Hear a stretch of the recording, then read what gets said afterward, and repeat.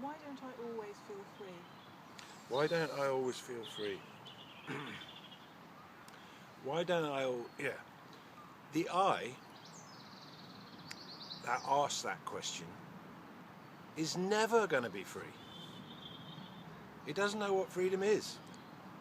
It experiences relative states of consciousness arising out of different circumstances and gives a commentary. Oh, I feel so free today. Look, I'm, surfing the waves. I'm so free. It'll give a commentary and it'll give you relative degrees of how free you feel. Oh, I don't have to work today. I feel so free.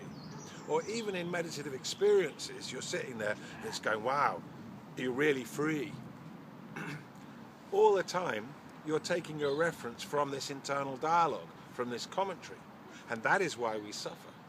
That is why our experience of life is so limited. But freedom is different. The fact of the matter is, freedom is always there. And you are that. Every time you look for freedom, it's there. Every time you put what isn't freedom down, it's there. So why am I not always feeling free? Because you're dreaming. And in the dream, freedom is something quite different to what it is in reality. So there are two modes that we can live by. Either we are a cartoon character going from A to B, birth to death, as like a waveform, and our identity is supported by internal commentary and judgment and value and relativeness, or we're in presence. Every single time we come into presence and our heart opens and we arrive in the moment, there is blossoming freedom. And we realize that it's not I experience freedom, I am for that freedom. If I put everything that I'm not down, I realize that truly what I am is that freedom. What do we mean by freedom? Something that is unrestricted, something that has no limits, something that is not bothered by anything else, something that is supreme pleasure.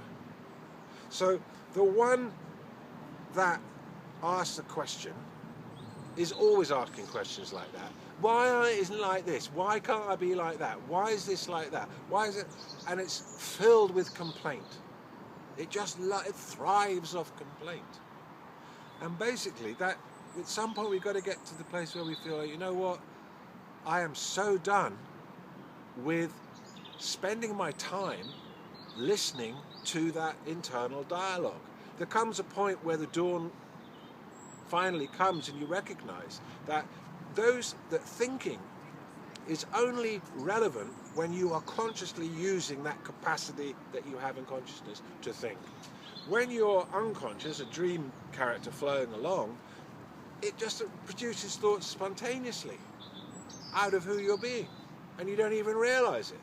And you're sitting there just not really even realizing that you're sacrificing being freedom for listening to this nonsense, that all it does is limit you, that all it does is take the color out of life, that all it does is bring everything into a set of relative values. Everything's got value, it creates opinions, and it's just like so boring. Your opinions are so boring. Nobody cares. You don't even care. So it's like freedom is not coming. Freedom is there. When you authentically and truly and really want it and choose it, to the point where you'll actually put down what's caused you the problem, even for a moment, there is freedom. That spaciousness that unfolds, that fizzing, wonderful peace that comes, that presence that you dissolve into, that is freedom. So, another kind of freedom in the drama of life is the capacity to generate new possibility out of any situation. Because a lot of people go in the drama of things that happen, they go, well, you can't be free because, circumstances come and they affect you. But a realized person, a free person, can generate new possibility in the drama of the life out of any moment by processing it. If it's not unfolding in a way that's congruent with your heart and love, then you can take full responsibility for it. See where you're feeling that it's not as it should be. See what the payoff for holding that view of it is. See what the cost of holding that view is. And then having actually fully got who you're being, that life is, such that it's turning up to you in a way that doesn't make you feel free, out of that, then you can create a new possibility of being. And that technology is supreme. That gives us total power. There's no victimhood anymore when you've realized that you are freedom internally and for real, and also you've realized that there's a way of generating freedom from feeling that you're victimized by circumstance that actually turn up in your life. So it's just the most wonderful thing. Sorry. You know. Timmy,